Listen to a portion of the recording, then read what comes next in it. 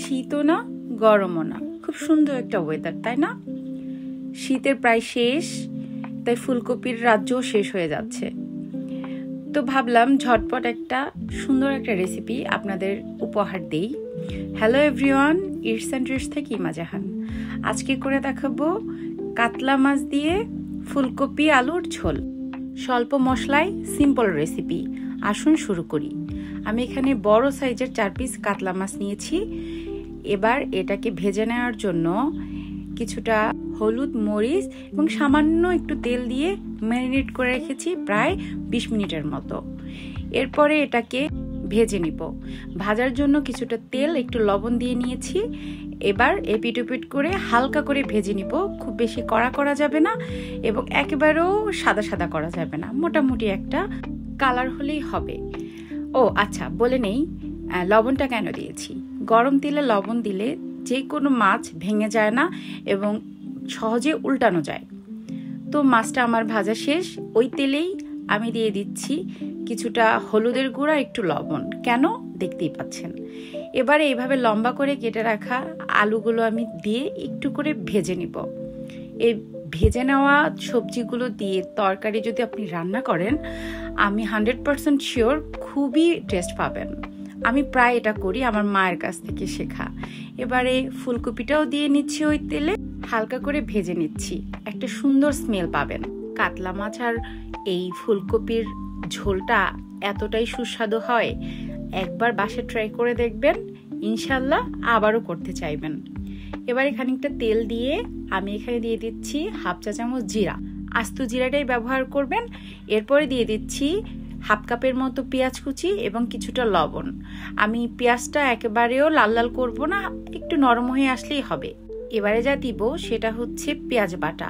3 চা চামচের মতো পেঁয়াজ বাটা, 2 চা চামচ রসুন বাটা এবং 1 চা চামচ আদা বাটা। এটা দিয়ে কয়েকটা কাঁচামরিচ দিয়ে আমি একটু নেড়ে চেড়ে এবারে দিয়ে দিচ্ছি হলুদের গুঁড়া 1 চা চামচ, মরিচের গুঁড়া 1.5 চা চামচ, জিরার গুঁড়া 1 চা চামচ আর হাফ চা চামচ ধনিয়ার গুঁড়া। নেড়ে চেড়ে নিচ্ছি যেন মশলার গন্ধটা চলে যায়। দিয়ে দিচ্ছি খানিকটা পানি। এবারে একটু ভালো করে কষিয়ে নিচ্ছি মশলাটা ভুনে। এবারে দিয়ে দিচ্ছি আলুটা একটু করে কষিয়ে অ্যাড করছি কিছু মটরশুঁটি। মটরশুঁটিগুলো একেবারেই অপশনাল, আপনারা চাইলে ব্যবহার করতে পারেন আর না চাইলে নাই। ও আচ্ছা, মটরশুঁটির বদলে আপনারা এখানে সিমের বিচিটাও ব্যবহার করতে পারেন। এবারে দিয়ে দিচ্ছি ভেজে রাখা ফুলকপি দিয়ে হালকা একটু করে নেড়ে নিব। বেশিক্ষণ নাড়া যাবে না, কারণ ফুলকপি তাড়াতাড়ি সেদ্ধ হয়ে যায়। এখানে আমি অ্যাড করছি কিছুটা গরম পানি, কারণ আমি এখানে অনেক বেশি ঝোল রাখবো না। তাই গরম পানিটা দিলে আমার তরকারির যেই টেম্পারেচারটা এটা ঠিক থাকবে। তো কয়েক মিনিটের মধ্যেই বলক চলে আসে। বলক চলে আসার পরে আমি এখানে অ্যাড করব টমেটোগুলো ঠিক এইভাবে করে কেটে নিতে হবে।